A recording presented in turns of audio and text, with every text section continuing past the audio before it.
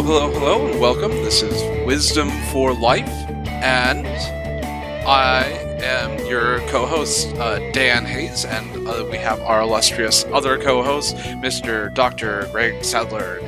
And today we're having a lovely little story and a show about setting boundaries and sticking to them, hopefully calmly. We won't get too upset with each other unless you stray over into my time. Right. So, any opening thoughts here, Greg? Yeah, this is one of those things that a lot of people struggle quite a bit with. And I'll say that I myself have struggled with it quite a bit in the past.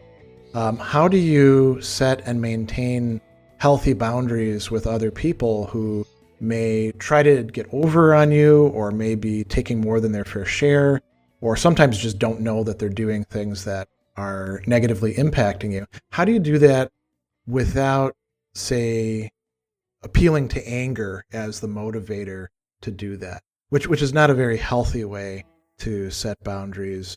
And then we can think of, there's a lot of other topics we can think of as well, like how do you set boundaries when you're doing it on the behalf of other people? What counts as healthy boundaries? Some people seem to be a little bit selfish or egocentric when it comes to that. Boundaries for them, but no boundaries for anybody else. So there's a whole host of topics wrapped up in this. But you have a particular lens that you thought would be really helpful to examine this through, right?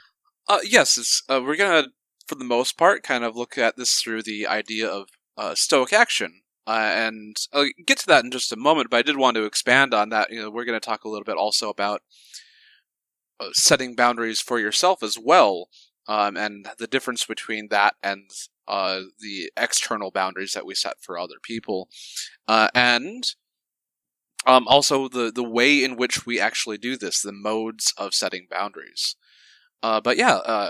Within Stoicism, there's three major disciplines, and that of assent, action, and desire. And the main thing we're going to be talking about here is Stoic action, and actually acting out the things that are either virtuous or moral.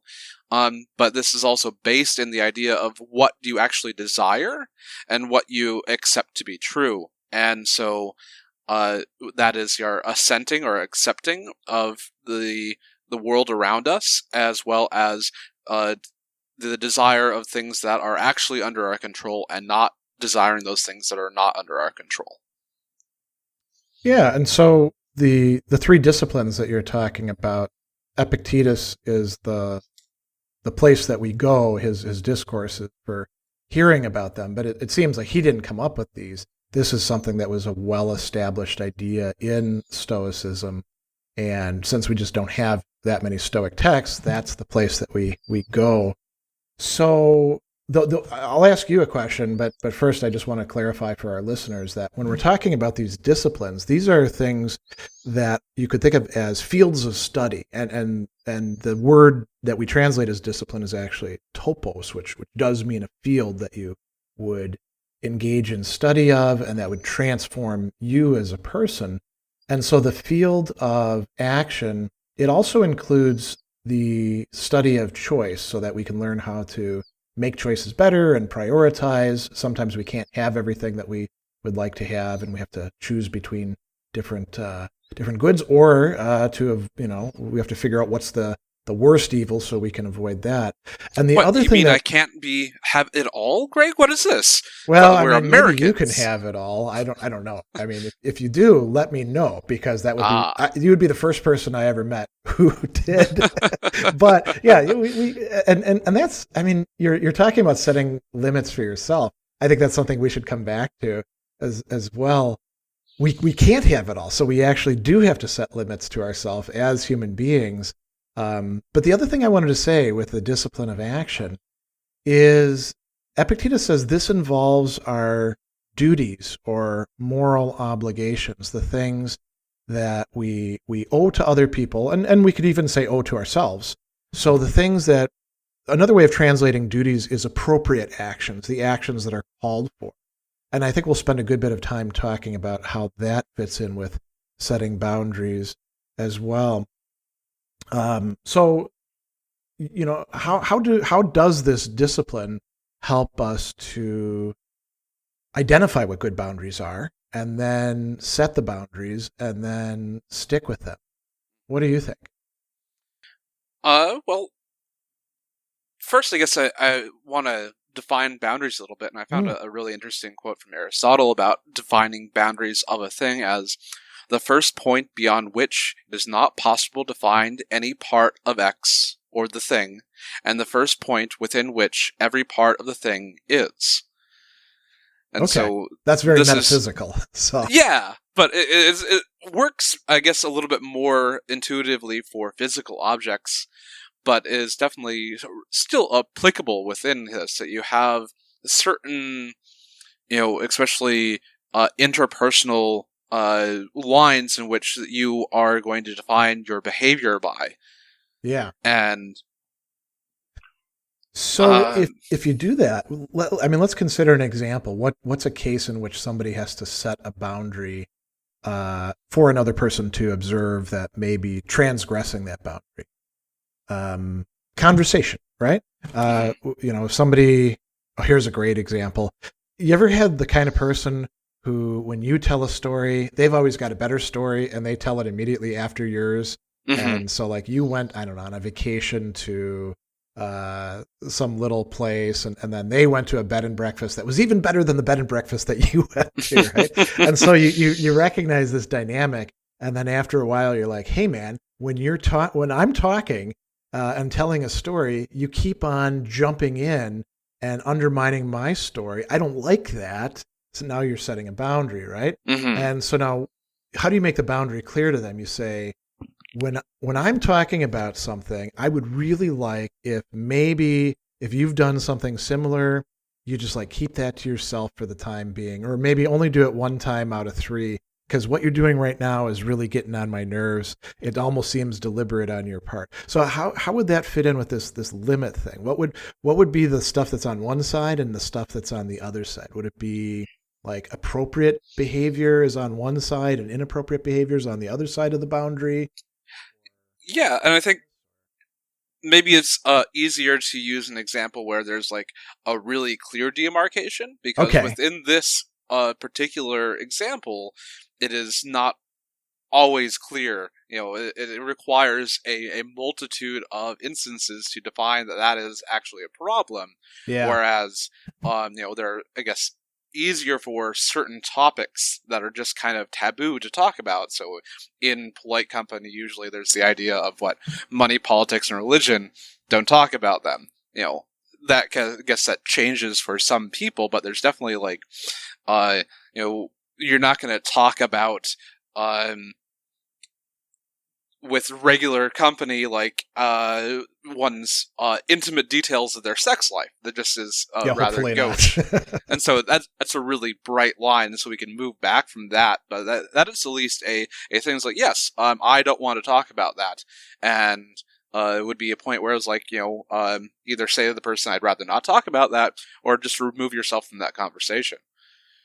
So we could say that there's multiple kinds of limits or boundaries, right? We could say there are those that are pretty clear cut, and sometimes people still don't observe them, or they may have grown up in circumstances that tell them that that's not really a boundary. People don't really care about that until they run into people who do. So we could call those, like, I think you said bright line. Yeah. Okay. Well, let's call them bright line boundaries. That sounds pretty good. And then we've got the ones that are a little bit more fuzzy and negotiable and require some extra attentiveness, perhaps, mm-hmm. or a sense of proportion or prudence, mm-hmm. where it's tougher because, like you said, where does the line lie, you know that something is being done that's going too far, but being able to say precisely where that border lies is a bit tricky. And for example, of the non-conversational, well, I guess it's still partly conversational. I had a long discussion with a gentleman on, and he and I had really different ideas of what personal space were. Oh, that's a good example, yeah. And I just constantly was unconsciously backing up in order to try to maintain my personal space that I find comfortable with, especially because this gentleman was probably a foot taller than me, so he was also looming, and so that made it, I'm gawking up to actually keep him in full view and try to maintain the conversation. But he would always move closer to me every time that I'd move back, and we had this like little slow unconscious ballet around the room that we were in, trying to find what we would find as a enjoyable distance in order to get him to. And yeah. At this point in time, I could really have a good cudgel to say, hey, we should stay 6 feet back about and having a good agreement. But like, that is one of those things where you can say to your partner in there that, this is a boundary I would like to get, and if I guess I was unconscious of it at the time, and I really had, in reflection, hoped or wished that I had actually done something about it, but or at least made it a point, because I did find myself being uncomfortable in that position. And if we're trying to have a good and productive conversation, then that is undermining that outcome. Yeah, and so we can talk about modalities of boundaries. In your case, that was about physical space, proxemics, right? Mm-hmm. But it also impinged on conversation. And so, we could talk about like crossing boundaries in terms of getting too close to people, or doing other things physically that they don't want you to do or are inappropriate. And then we've got what people say, and what else would be other examples of crossing boundaries, or other types of crossing boundaries. I mean, we could talk about financial boundaries. Couples get into this sort of problem all the time, and so do business partners, where one person makes decisions and then doesn't clear it with the other person, and it leads to a lot of rancor. Or they could have different priorities in what they're thinking about their finances. So that could be another area. What else would be modalities? I think there's really two big categories of modality, which are those things that you can do for yourself, and it doesn't require you to actually interact with anyone else, and those things that require you to interact with someone else. So cooperative action. Yeah, so for example, like, if I'm finding a conversation to be very negative, I have the two choices, or maybe more, but like in this, of the two major modalities I'm talking about, there's one, I can just remove myself from the conversation and say, I don't need to be here anymore, and I can just leave. Or the second one is to interact with the person that you're finding that is infringing on, some sort of level of correct action in this point, in order to try to modify their action. So to steer, like, say, a conversation in a better direction, right? Yeah, or tell the guy, please step back. I do that sometimes in conversations at events with audience members, or with students, like in a class. If I have somebody who wants to try to take over, they've got an agenda and they don't want to discuss what it was that we were discussing. For example, if I'm talking about existentialism, they want to talk about, I don't know, mac and cheese and how the different kinds of it. I can usually find ways to sort of corral them and bring the conversation back to what it is that we're focused on. And I'll say quite often, well, listen, we're here to talk about X. So is that a way of setting a boundary then? Or rather maintaining a boundary, I suppose, right? Well, yeah, and it also, goes into relationships, and a lot of our boundaries are set by the type of relationships that we have. And so, for example, you are a professor, and you have a everyone at the class is ostensibly there for a particular reason to learn the material that is being presented by you. You would hope that is the case. Yes. but that's at least if you ask people, like, what is the point of being here, I find that would be very difficult for someone to, especially if they're paying for it, to not. Yeah. That's an interesting approach that I haven't, being that direct and saying, what exactly are we doing here? And does what you're doing fit into that function? And I suppose you could apply that in like in a business meeting, for example, if somebody wants to spend, you've allotted 50 minutes on the calendar for it, and you see that this person is just like chattering on and on about war stories and their ideas about this and that, and they've taken up like 15 minutes, so you could like maybe bring them back to the agenda, right? What's the rule that the contents of a meeting will expand to the length of the meeting defined? True. Yeah. And in our own time, we are indeed finding that there are many meetings that could have been emails, right? And that's another one. I get, people emailing me about quite a few things, not least because I'm editor of Stoicism Today. And so I get a lot of people who want to try to get their stuff into Stoicism Today. And I'll tell them, we accept things that are, here's the minimum length, here's the maximum length. It's got to really deal with Stoicism because the readership is interested in that.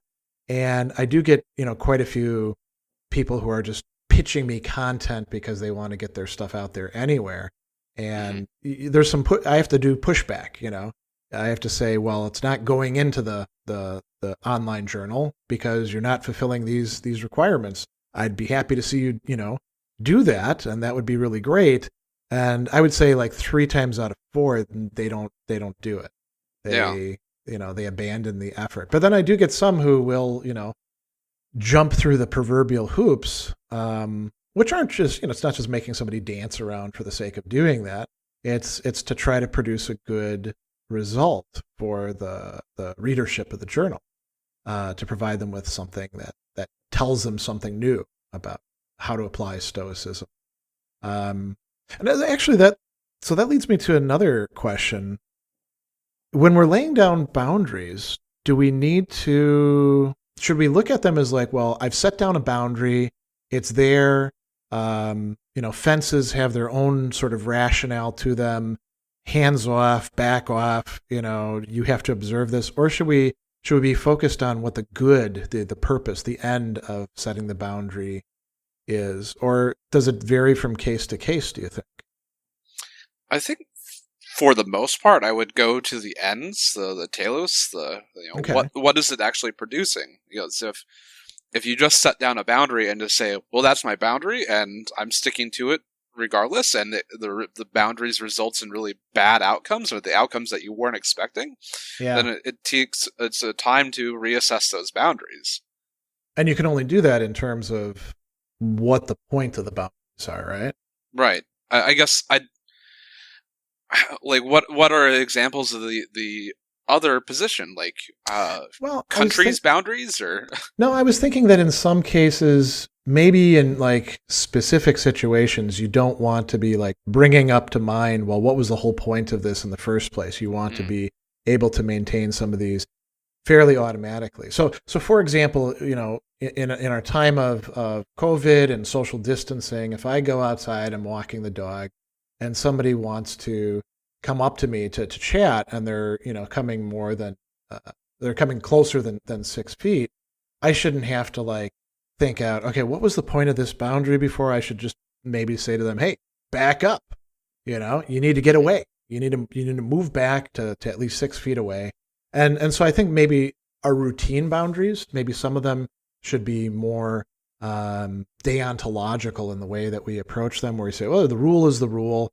Mm-hmm. And then when we get into sticky situations where, like you said, it could produce bad effects, maybe then we need to reassess.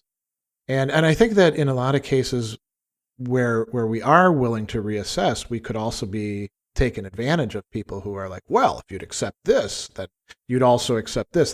There's people who do want to, for whatever reason, violate other people's boundaries. Mm-hmm. And if they can get them into conversation, one of the ways in which they do succeed in violating boundaries, action boundaries, we might say, physical boundaries, is by talking them into not standing up for themselves. So maybe in some cases we wouldn't want to do that. Yeah, it reminds me of how John Stuart Mill talks about utilitarianism to a certain extent, and that we can like kind of formulate out to try to see what results in the most good for the most people. But if we're constantly trying to do these calculations in every step of our lives, then we're never going to be able to actually live our lives in the first place. And so he proposes, okay, for most things that like people will come up to on a daily basis, we should probably have someone, a group of people that like look at these and like, oh, make a rule, and that make a deontological, a rule base for most situations, and we don't just have it at hand, and we don't have to be thinking about it all the time. Yeah. And for those things that get really tricky, that's the only time that you would actually sit down and contemplate that. And so in order to actually live life in a general way, it does seem that we need a set of rules, but the idea is to not hold those rules as dogma, that if we're finding that they're not working, that there is a time of contemplation. Yeah, I suppose we could also say if following our rules leads to being kind of selfish or cavalier or disregarding of other people's legitimate boundaries, then we would have we'd have to reconsider them as well, right? We'd say maybe I don't need to protect myself, which is what boundaries really are about, is maintaining some limits so that the self isn't being taken advantage of or damaged or exploited, right? In the old-fashioned way of talking about it, so that you're not being forced into suffering injustice. But maybe sometimes if we insist too much on maintaining our boundaries, we end up violating other people's boundaries. So we'd have to think carefully about that. And actually, that's sort of a good segue into you brought up roles and responsibilities and relationships before. So I think for most people, our boundaries and our expectations are really set in the way that Epictetus said, where if we look at the names of our relationships, we can kind of see what we're supposed to be doing and what other people are supposed to be doing for us. And he does recognize that a lot of people fail at those things. So, if we think about like friends, for example, what do friends actually owe each other? A lot of times friends will kind of mess with each other, right? Play practical jokes, which can sometimes be quite bad.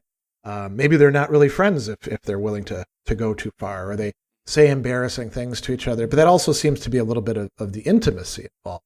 I'll give you a funny example. My sister and I used to joke with each other in a way that would seem quite mean from the outside, but we didn't intend it in a mean way. We were both adopted from different families, and we would sometimes tell each other, Mom likes me more because you're adopted. And now it's somebody else looking at that from the outside. That looks like we're crossing a line, right? Why would you say that to somebody? And for us, it was okay within that framework, although I would never say that to somebody else because I wouldn't want to hurt their feelings. And we could do that because we knew it wasn't going to hurt our feelings. Mm-hmm. So maybe relationships are the most important place we set boundaries. So Seneca the Younger has some ideas within his discourses to Lucilius about what is a friend, and he is admonishing Lucilius, saying like, there's this guy and you call him your friend, but you've just barely met him, and he has a very high standard for what a friend is. And Seneca says that a friend as a unfettered confidant, that's someone that you can trust implicitly, because his idea is a friend should be someone that you can tell your innermost thoughts to in order to get the best counsel about what you should do, and you can only give a good counsel when you have all the information. and you want to be open to them as much as you are to yourself. Without complete candor, you will not get the best counsel. Do you feel like that's a good definition of a friend, or? That's kind of a tough. I would say that's a really good friend, right? And we use this term friend very, very loosely. So, we've got Facebook friends who maybe we don't know from Adam. They're like connections. LinkedIn is better, just calling people connections, or Twitter with followers. Mm-hmm. And then we have people that we talk about as being friends, but we're not really friends with them. We just kind of know them. If we were pushing it, we'd say they're acquaintances or neighbors or people like that. But we do feel some sort of connection and perhaps even affection towards them or obligations towards them, right? So there's, it's not as if, I kind of look at friendship as not being like an on-off switch, but rather a continuum. And, we've got a couple classic treatments of it, like Aristotle has two, whole books devoted to friendship in the Nicomachean Ethics. Cicero has an entire book called On Friendship. And then Seneca has these letters, and there's many other treatments of friendship running throughout the interesting literature on what it's about. And they do talk about like what we might call the epitome of friendship. And I think that's what Seneca's after there. A really, really good friend, somebody who you're going to be friends with for good, provided they don't change in their character and turn into, an awful person, is somebody who you would want to have as a confidant, somebody as a counselor, right? Aristotle actually talks about friends sharing not just information with each other or habits, but sharing joys and sorrows. So, the person that you would go to, like after a death in the family, and they'll commiserate with you, but you could also ask them, wow, now I got to handle this estate. How do I do this? I think that would be sort of what he's talking about. And in a very close relationship like that, you would think that there wouldn't have to be setting boundaries, but there probably is, just because we're such messy creatures as human beings, right? So there are going to be inevitably things where we manage to step on each other's toes or push each other's buttons, whatever metaphor you like, and then the question is, well, how do good people, how do they respond in order to say, hey, this you crossed a line, I don't want you to do this, without getting into all the other things that people often bring in, like shouting at each other, getting angry, holding grudges, being passive aggressive about it, those, I think those are key as well. And hopefully when you've got genuinely good people, if they don't do none of that, they'll do less of that. Mm-hmm. But what about the rest of us who aren't genuinely good people, who are just sort of on the way at best? I guess the whole idea of practice and not, having a binary of good or evil. We're not. I don't think anyone is like the pure good or the pure best. Yeah. We all have the ability to foul up and not be that best friend. Oh. Well, that's actually a good example too. When we let our friends down, we often, we've transgressed some sort of expectation. I don't know if we want to call it a limit or a boundary, but we've failed in some way. And then, we don't want that to become a practice. So they would be perfectly right to say, hey, I'm going to cut you some slack and forgive you this time, but don't let it happen again. Then it would be laying down a boundary, right?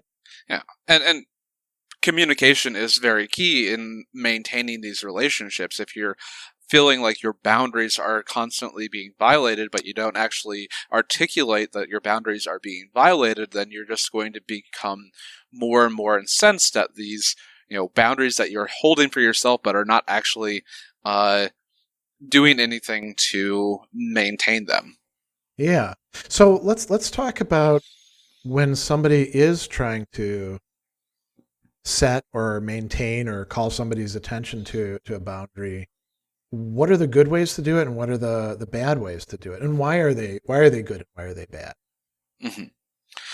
I guess it comes down to at least to portion your emotional outset or mindset in any of these situations. So if you sometimes people have this misunderstood conception that I have to get angry in order to motivate me to do something, and so a lot of people will be passive aggressive because they haven't figured out a way to try to set these boundaries without getting angry in order to set them.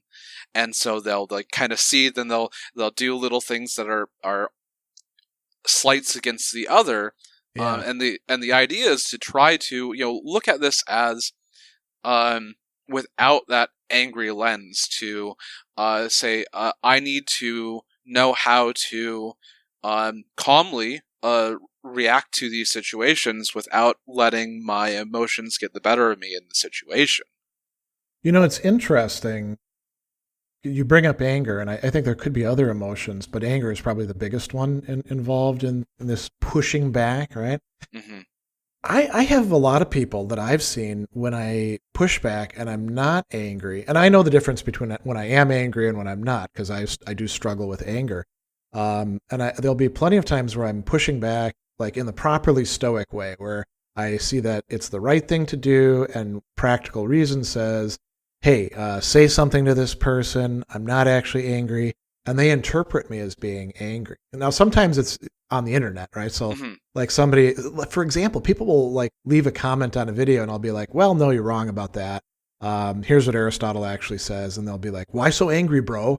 And I'll be like, now there's the sign of somebody who doesn't actually understand limits. Either that, or they're just kind of playing around, because they must think that you can't like push back unless you're angry. Otherwise, they wouldn't read it in to what other people are doing. And they'll say things like, why are you taking offense? Which is closely connected.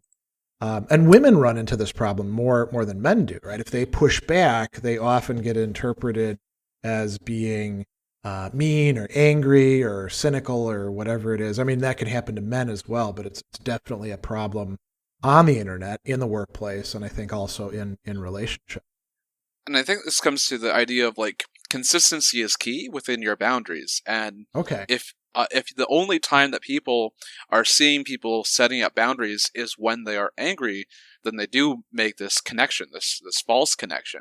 But if you work to try to identify your boundaries and to calmly state them, maybe even really early on in a relationship, of like what you were expecting, then it reduces that like potential negative response from someone looking at the boundary. Because if you're going into it with a really aggressive, angry stance, that puts your the other person into a on their back foot, into a really defensive you finally statement. crossed the line, and now I'm going to go all Hulk on you, that sort of thing. Yeah. And maybe part of it is just like, we need to have experiences where people are setting, mild boundaries and doing them in a really calm manner in order to build up that expectation of how we should be interacting with people. That I think that's a great point, and it's really interesting that you talk about doing that early on in a relationship, because I think that quite a few people, when they approach relationships, particularly like say romantic relationships or friendships, they seem to think that if you're doing that, if you're like saying, well, I prefer this and I don't like when you do this, that you're being controlling. You're like, you're not allowing for the spontaneity of things to develop, as they would say, organically. But you're right. The best thing to do is to establish boundaries early, often, and consistently, so that at least you've got some sort of basis later on, right? Mm-hmm. So why do you think people view that in a negative light, like that, as being controlling? I guess part of it, I think, is connected with the idea that there are people that have like boundaries and they're not open for discussion. And I think there's definitely boundaries that are not open for discussion. Yeah. But if you're going forward with a new relationship, especially a romantic relationship, that I think that it would be good to have some sort of connection, a place for discussion about these boundaries. That like, okay, these are my boundaries that I would like, and see if there's any conflict with what the other person is expecting. And infidelity for many people is a deal breaker. That's just not something you're going to get past in that type of a relationship. But it might be for someone. But where do you actually have that discussion? And if you're not open and honest with your discussion about things, then you can never actually investigate them. Yeah, and this is, again, where I think some practices from Stoicism and other virtue ethics approaches could be useful. We talked about this practice early on in one of our episodes about, we could call it not assuming, right? Technically, it's not allowing yourself to be carried away by impressions or appearances. You have to stop and question them and say, are you really what you appear to be? So imagine that you're early on in a relationship, and you're somebody who's been hurt before, and the person that you're in the relationship has been hurt before, and you bring up this issue of infidelity. And now they could say, well, why are you bringing that up? Uh-huh. You must be bringing that up because you want to cheat, or you think I'm going to cheat, and all those sorts of automatic inferences.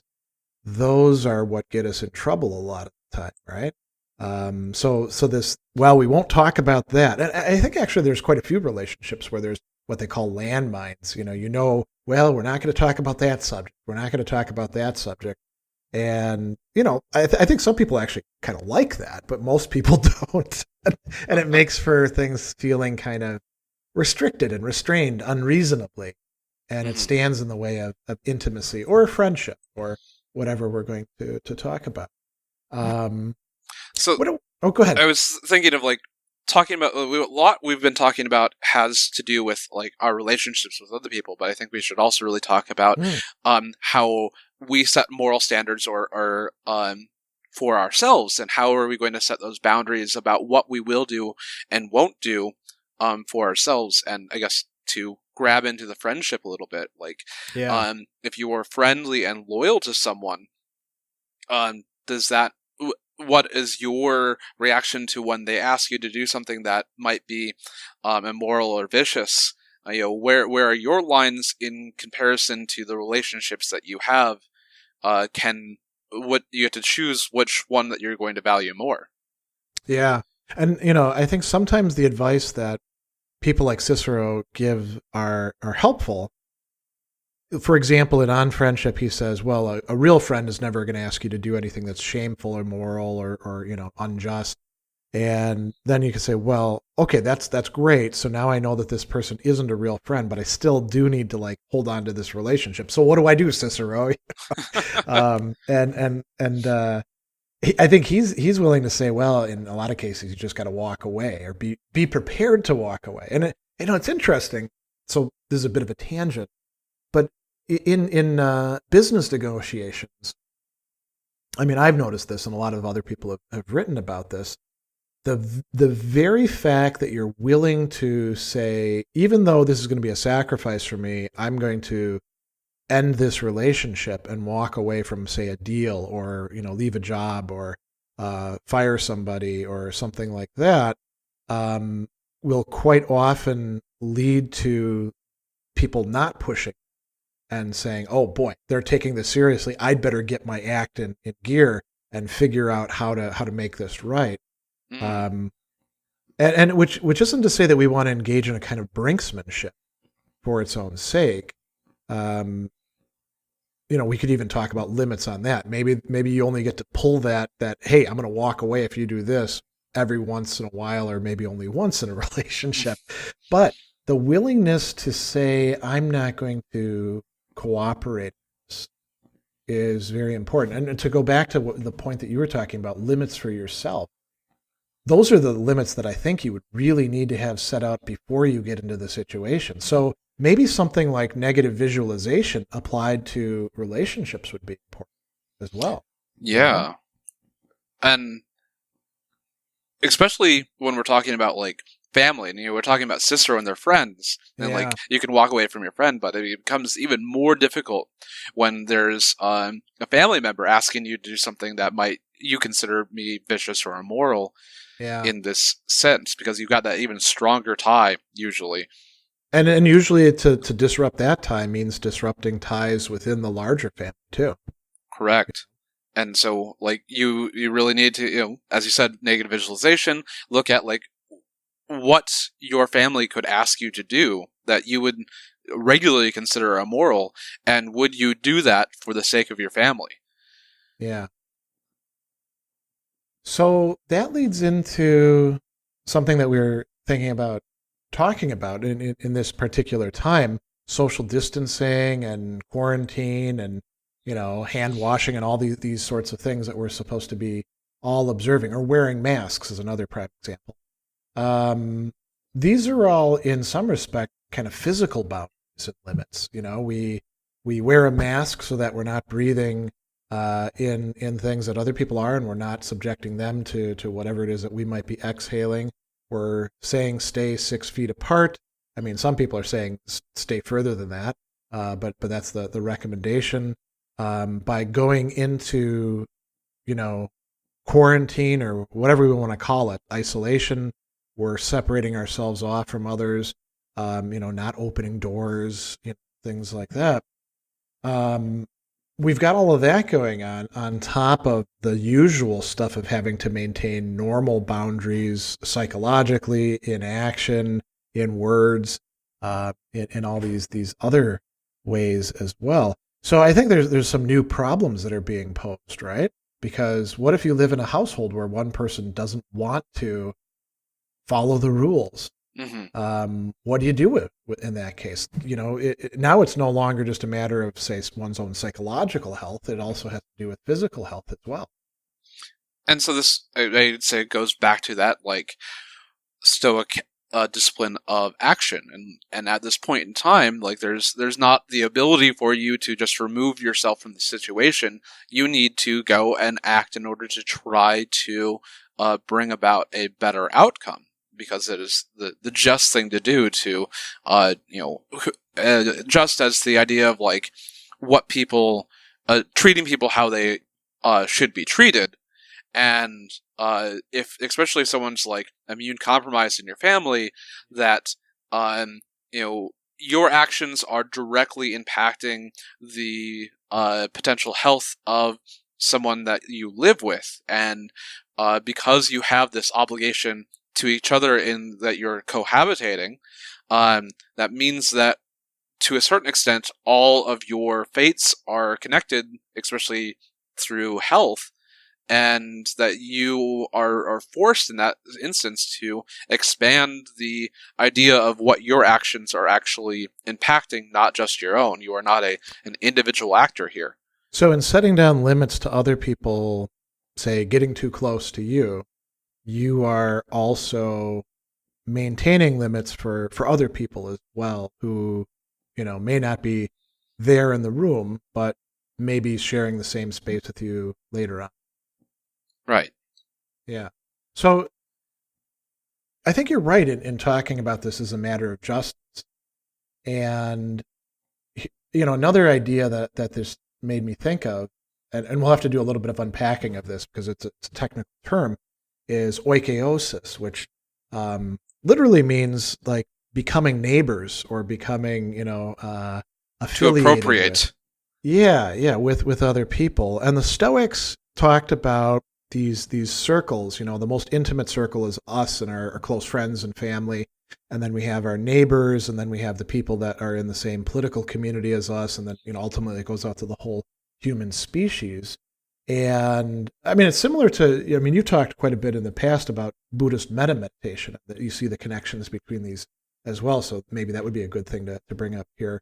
But so the Stoic idea is that we should, the things that we feel towards those who we're close to, we can extend that feeling outwards to other people who we don't already have that affection towards, and thereby behave in a way that's just towards them, which would include, maintaining these requirements of health, like wearing a mask, social distancing.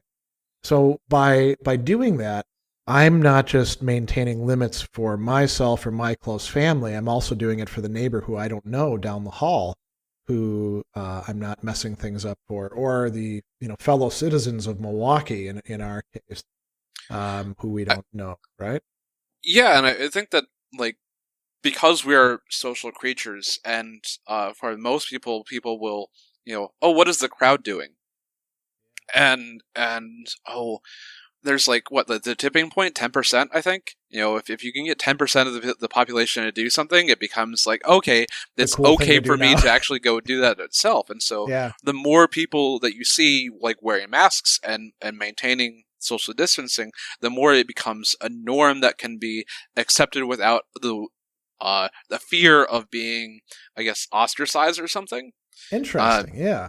But this comes back to our discipline of desire, and are you desiring that you have a reputation of anything, but that's not in your control? It also brings up another virtue, that of courage or fortitude, right? Because to do the right thing, to maintain the boundary that we should for the sake of health, like wearing a mask. When I take my dog out for the 3 times a daily walk, I see very, very few people wearing masks. I wear a mask because I know that it's the right thing for me to do for myself, but even more so for my wife, who's in the same building as me, and perhaps who knows what my other neighbors are doing. We have people who are in their 70s living in our building, and I see very few other people doing it.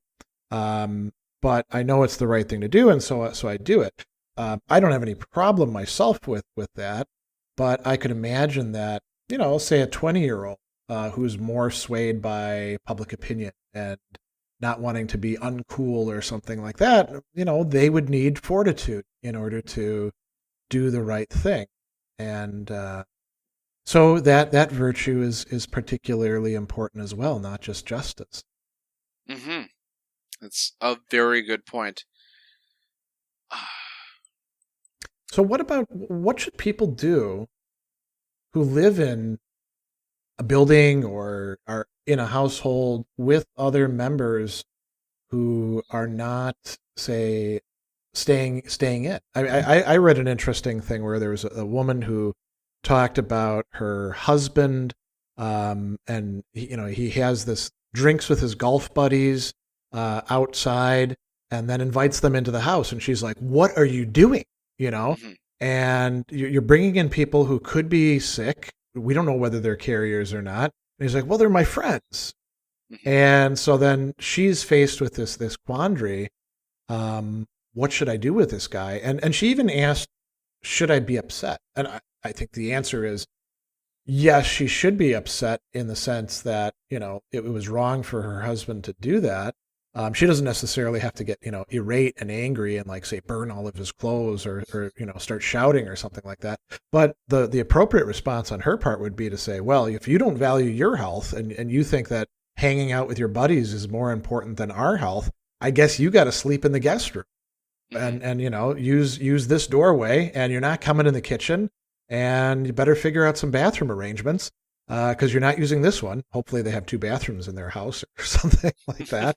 I think that would be the right thing for her to do in a case like that. And I saw another case where somebody was talking about her son who was in his 20s, and he kept going out. And she was like, listen, we're taking this seriously. You're not.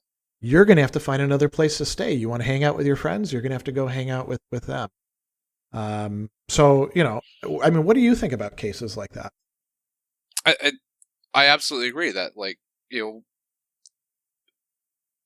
trying to explain to them, I think maybe rhetoric comes in here, and that you need to figure out what the best argument that needs to be presented in order for someone to actually understand this. And so maybe a logical argument is the thing that will work. Maybe it's not. Maybe it's the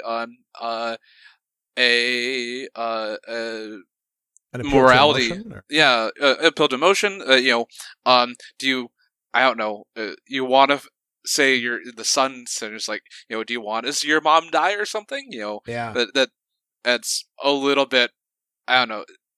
In the right situations, it might be necessary for like things that are life and death. I think it is actually an appropriate time to actually use this thing, because maybe it's like the idea of what is the actual risks here. It isn't actually properly understood until you actually think about the possible consequences. And if you can get someone to have an emotional response that is a really negative response to the consequences of their actions, that might be the thing that will convince them to change their actions. Sort of like a tipping point for them. Yeah. Do you think that the language that you use is particularly important? Like, should when we're talking about maintaining boundaries, should we call it boundaries? We'll say, listen, I have a hard boundary and it's this. Mm-hmm. Or are there better ways to express it? Is boundary more of a technical term that maybe we wouldn't want to use, and we'd want to say, like, I don't like, as people do in assertiveness training, I don't like when you do X because it does this to me. Mm-hmm. I'd like you to stop doing. Is that a better way to establish boundaries? I guess it depends on the person that you're interacting with. For some people, the I statements would work, especially if they value you as a person and they want to maintain that relationship. That's very good. If someone is maybe a little bit more analytical, maybe using boundaries as a technical term is a good way to go. But I don't think there's a really hard fast rule of exactly how that's going to work for everyone. Do you think it's okay to use somewhat hyperbolic language in establishing and maintaining boundaries? So like saying, I can't imagine myself being with a person who does X. And you're doing X, so draw the conclusion. Or saying something like, that's a deal breaker, right? Deal breaker is kind of a hyperbolic term.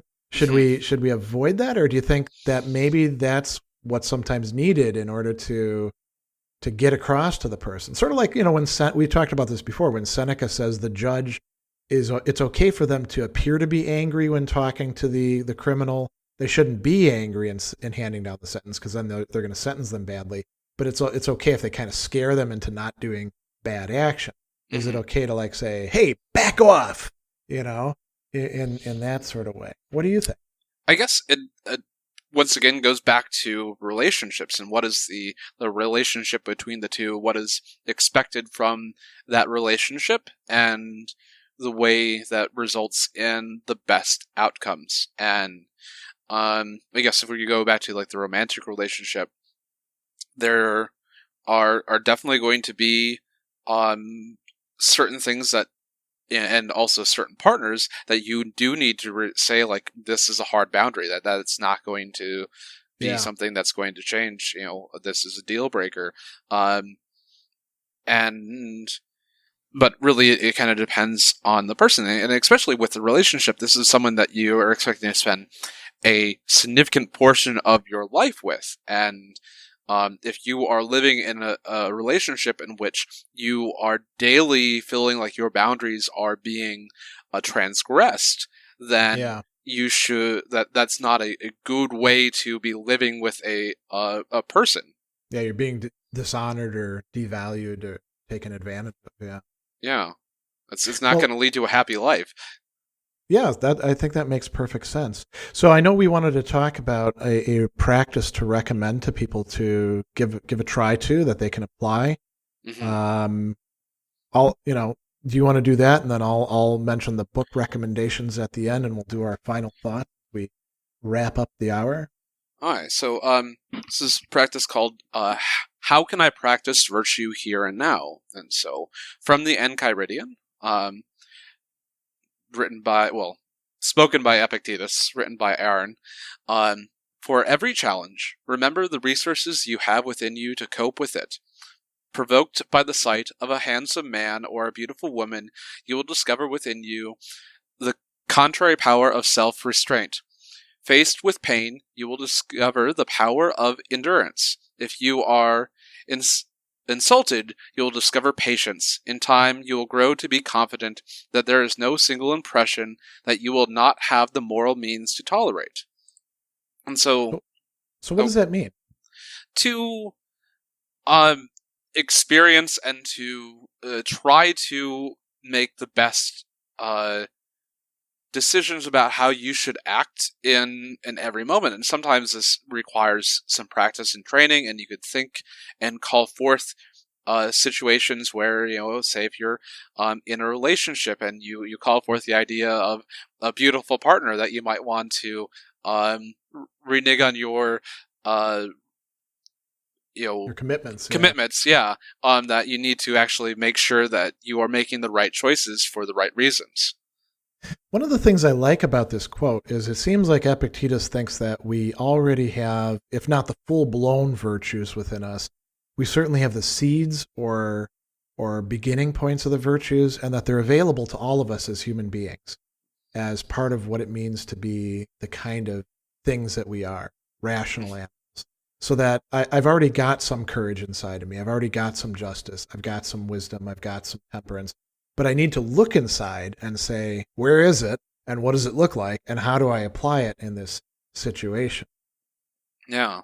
And especially if you are in a culture in which, some of these things that, you might find to be morally repugnant are actually norms, it takes even more work to curtail them.